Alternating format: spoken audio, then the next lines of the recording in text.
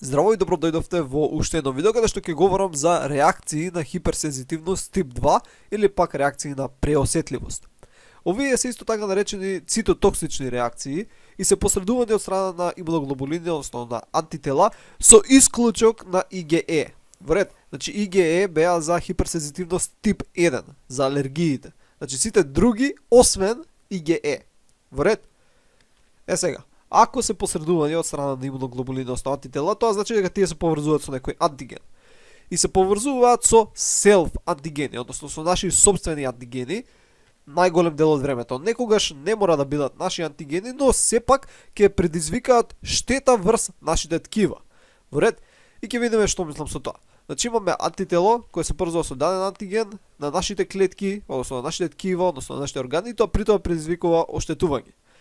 И хиперсензитивност тип 2 е специфична за одредени клетки, ткива или органи, додека хиперсензитивност тип 3 е системска. И таа се базира на создавање на имуни комплекси кои понатаму ќе се таложат и ќе прават проблеми. Значи хиперсензитивноста тип 2 е специфична за дадени клетки, дадени ткива, односно даден орган или органски систем. Во ред?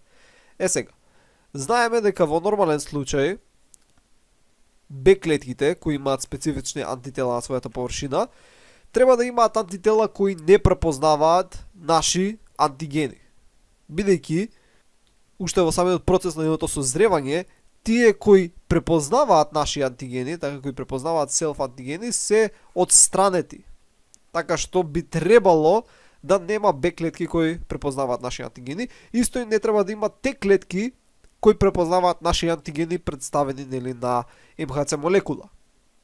Односно, нашите имуни клетки треба да прават разлика помеѓу non-self, значи тоа што не е наше, и наши собствени антигени. И ова се постигнува на два начина, преку централна толеранција, односно уште во процесот на созревање на Б или Т клетките, тие кои препознаваат селф антигени да бидат одстранети, или пак преку периферна толеранција, што е всушност иако препознаваат собствени антигени, ако препознаат ќе станат анергични или пак ќе бидат уништени, така што нема да се развие некој автоимун одговор. Исто така, во нормален случај, антителата кои ќе се направат против некој патоген организам, така, не би требало да реагираат со нашите антигени. Но, може да се случи антителата кои биле направени за некој патоген организам да препознаваат одреден епитоп на антигенот кој е сличен со некој епитоп на нашите клетки. Така што ќе се случи реакција на кросреактивност. Односно, антителата кои биле направени за некој патоген да реагираат со нашите собствени антигени. Тоа е релативно ретко, но може да се случи таква кросреактивност. Но, овој процес на централна и периферна толеранција не е совршен, така што понекогаш може во циркулацијата да се најде Б клетка или Т клетка која препознава собствени антигени и ќе се развие автоимуно заболување. Не секогаш има рандом шанса тука, но има голема шанса дека ќе се развие автоимуно заболување и при тоа ќе биде посредувано од хиперсензитивност тип 2 реакции.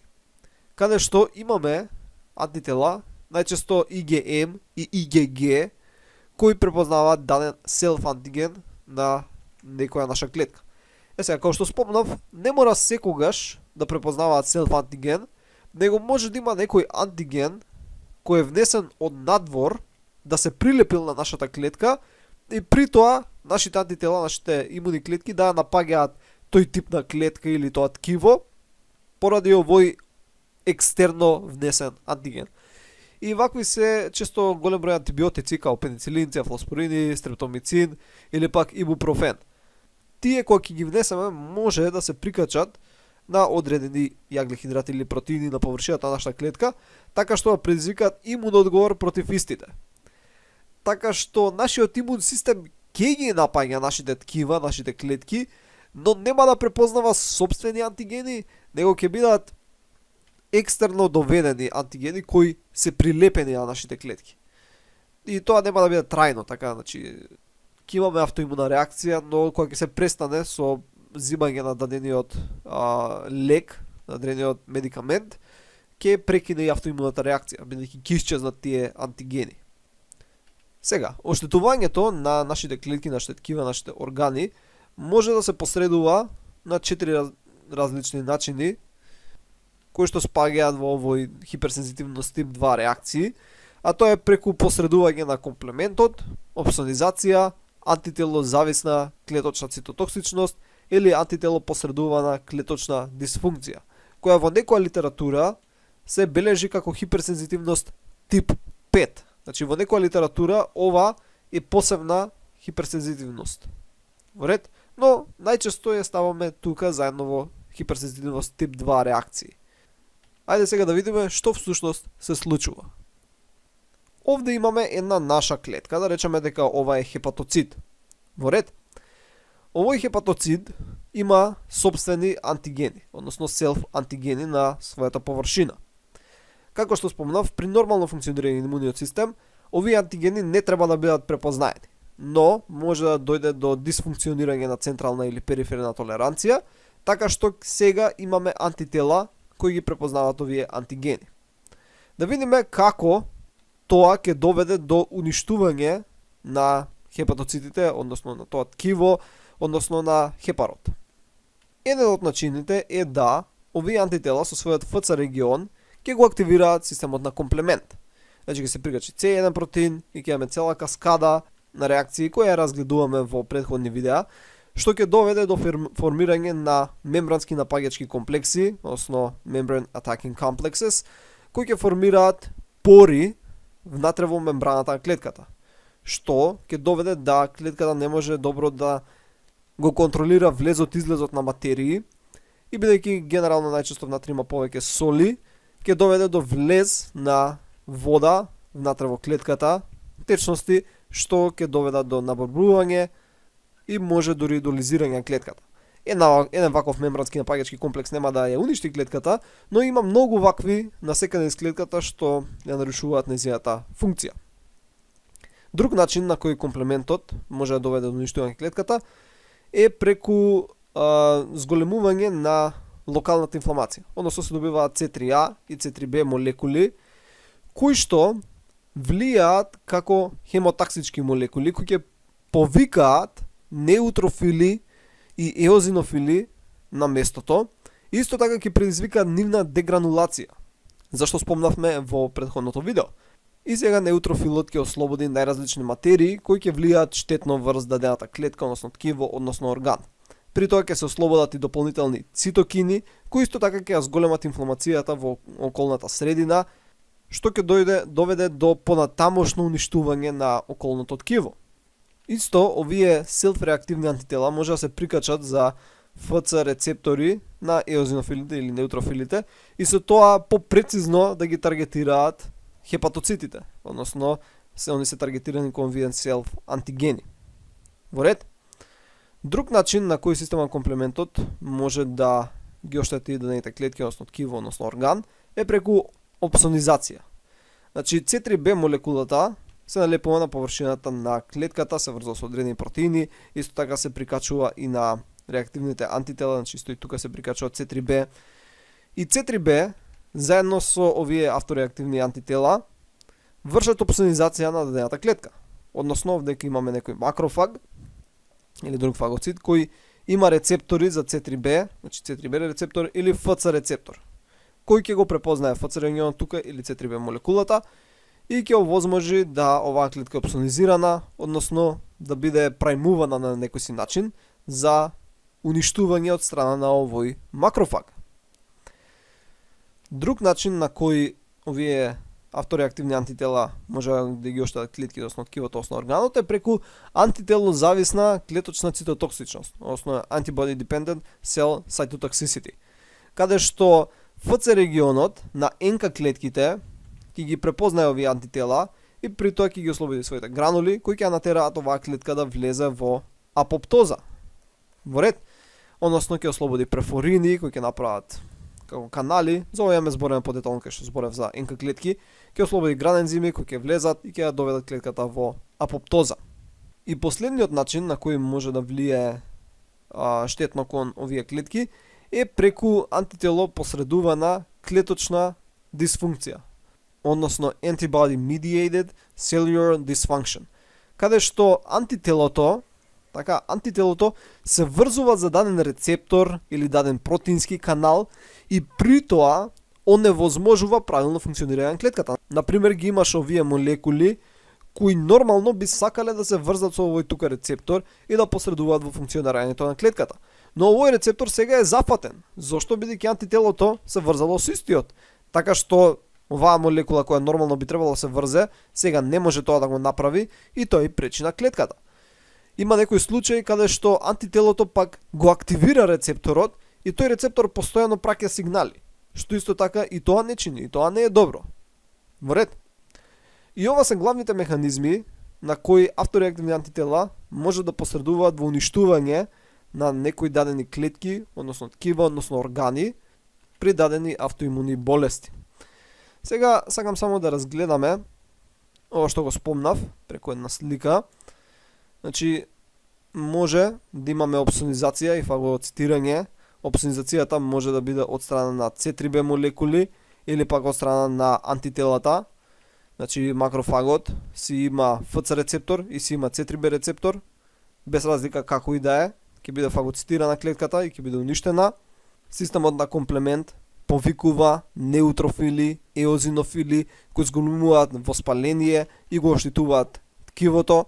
И овдека не е представено формирањето на мембрански напаѓачки комплекси или пак на антителозависната клеточна цитотоксичност, но е представено антителопосредуваното клеточно дисфункционирање, каде што гледате дека имаме например овдека антитела кои се поврзуваат со TSH рецепторите, така што постојано се праќаат сигнали, како постојано да се активирани. И ова е случајот во базедова болест. Значи имам направено видео за тоа во серијалот Патологија, каде што постојано се праќаат рецептори како да се врзува TSH молекула. А нема врска, не се врзува TSH молекула, него се врзува антитело за тој рецептор. Имаме мијастенија гравис, каде што рецепторите за ацетилхолин се зафатени од страна на антитело, така што ацетилхолинот не може да се врзе за рецепторот. И при тоа немаме стимулирање на мускулите и доведува до нивна атрофија. Значи гледате, иако антителата не повикува никаков имун одговор против дадените клетки, односно ткива, односно органи, сепак ги уништуваат поради тоа што не им овозможуваат правилно да функционираат. Друг чест пример кој се разгледува е еритробластома феталис, односно кога мајката прави антитела против еритроцитите на фетусот. И ова најчесто се случува кога имаме RH позитивен фетус и RH негативна мајка. Сега мајката е RH негативна, односно на своите еритроцити мајката го нема D антигенот. Океј, значи ова е D антиген, мајката го нема. Тоа значи дека мајката има антитела против тој антиген. Во ред? И тоа си е нормално, кај мајката се функционира. Но детето има еритроцити кои го имаат овој антиген. Така, значи D антиген. При тоа, антителата од мајката може да ги напаѓаат еритроцитите кај фетусот и при тоа да доведат до уништување на тие еритроцити, така што хемоглобинот ќе искочи надвор, ќе се разгради порфирините, ќе се разградат до билирубин, билирубинот се расвара во масти, бидејќи нема мозочна крвна бариера се уште развиена на фетусот, може да се таложи во мозочното ткиво, па бебето кога ќе се роди да има проблеми со нервниот систем и да има ментална ретардација. Но ова не се случува во првата бременост. Зошто? Бидејќи имуниот систем на мајката се нема сретнато со овие антигени. Само при пораѓај да имуниот систем конечно се сретнува со овие антигени и развива мемориски клетки против овие антигени. Така што во втората бременост, ако фетусот е повторно RH позитивен, тие сега веќе создадени мемориски клетки и при малото присуство на антигенот ќе ослободат IgG антитела кои може да поминуваат плацентата и може да му штетат на фетусот. За да не се случи тоа, се прима терапија, се взимаат рогам антитела кои го врзуваат антигенот пред да го врзат антителата од мајката. Така што нема да се активираат Б клетките, нема да имаме голема продукција на антитела. Но ако имаме некаква хемолиза на еритроцитите, бебето кога ќе се роди се става под UV светлина, бидејќи UV го разградува билирубинот, така што ќе биде окей.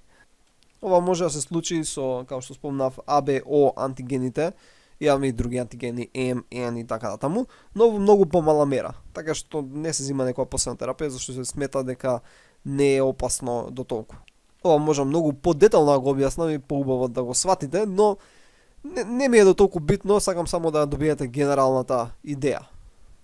Бидејќи за ова имам правено видео и порано, каде што зборев и за комбов тест, кој се користи за да се види дали мајката има развиено антитела, за да се знае дали да се прима терапија за втората бременност и така натаму и така натаму.